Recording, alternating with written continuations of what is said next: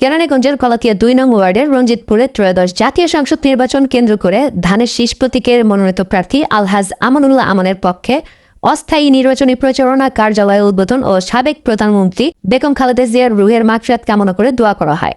শুরুতেই কোরআন থেকে তেলাওয়াত ও মিলাদ শেষে মোনাজাতের মাধ্যমে শহীদ প্রেসিডেন্ট জিয়াউর রহমান, আরাফাত হোসেন কোকো ও সাবেক দেশনেত্রী বেগম খালেদা জিয়ার রুহের মাগফিরাত কামনা এবং আলহাজ আমানুল্লাহ আমানের নির্বাচনী সফলতার জন্য দোয়া করা হয়। এরপর একে একে বক্তারা নির্বাচনের সার্বিক দিক নির্দেশনা সহ বক্তব্য রাখেন। অনুষ্ঠানে উপস্থিত ছিলেন কেরানীগঞ্জ মডেল উপজেলার মুক্তিযোদ্ধা দলের সাধারণ সম্পাদক বীর মুক্তিযোদ্ধা আশরাফ উদ্দিন, কেরানীগঞ্জ মডেল থানা বিএনপির সাংগঠনিক সম্পাদক ইসমাইল হোসেন জাকির, সদস্য মোহাম্মদ ওমর ফারুক, কলাতিয়া ইউনিয়ন বিএনপি সাংগঠনিক সম্পাদক সোহেল আলম, বিশিষ্ট ব্যবসায়ী ও সমাজসেবক হাজি সেন্টু আলম, কলাতিয়া ঈদগাহ কবরস্থান কমিটির সিনিয়র সহসভাপতি আব্দুস সালাম, শ্রমিক দলের সভাপতি মোহাম্মদ ইরফান, হাজি তসলিম, দপ্তর সম্পাদক মোহাম্মদ ফারুক, কলাতিয়া ইউনিয়ন জাসাজের সিনিয়র যুগ্ম আহ্বায়ক কাজী আসলাম, যুগ্ম আহ্বায়ক মোহাম্মদ রিমু, সাংবাদিক রানা আহমেদ, মৎস্যজীবী দলের সদস্য সচিব আরিফ হোসেন অপু, মহিলা দলের আফরোজা আক্তার অঞ্জু, ২ নং ওয়ার্ড ছাত্র দলের সভাপতি স্বপ্নীল আহমেদ সহ স্থানীয় বিএনপি ও অঙ্গ সহযোগী সংগঠনের নেতৃবৃন্দ।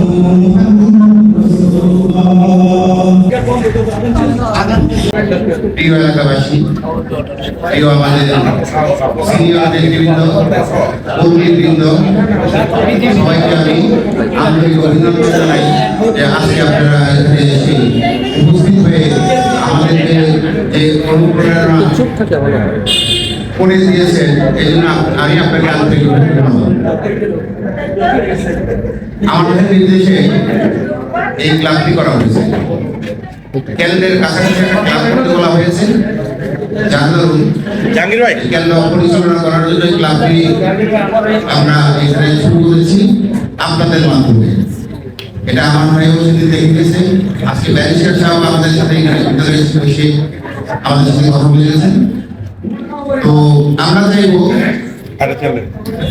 দেখেন মানুষ মাত্রই ভুল, একমাত্র ভুল করেন আপনার ইসলাম। এখন আমরা আমার ভুল হতে পারে, আপনার ভুল হতে পারে, আমরা সেদিকে যাব না।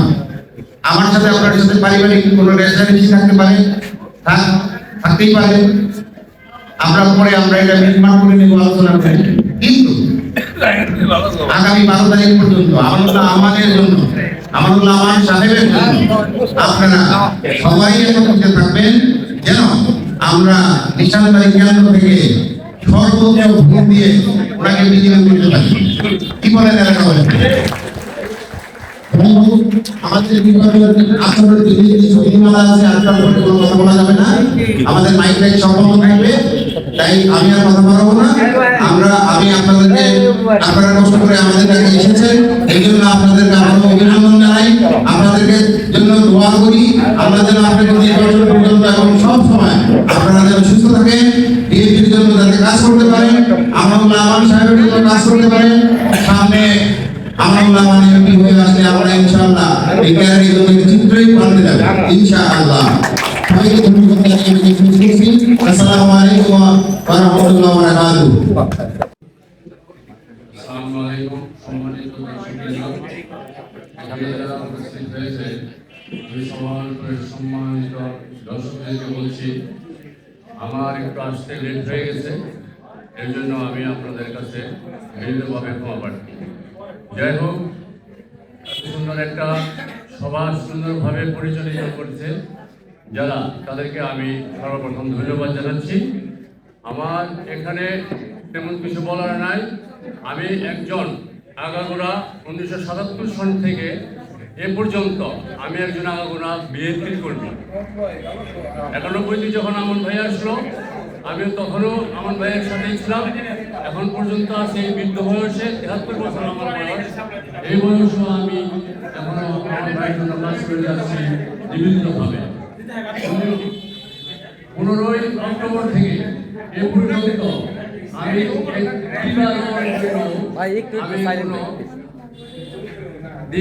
একদিনের জন্য আমি মিস করি নাই যে এই কেন্দ্র কমিটি লোকজন নিয়ে আমি সবার সাথে আমি প্রচারণায় অংশগ্রহণ করেছি।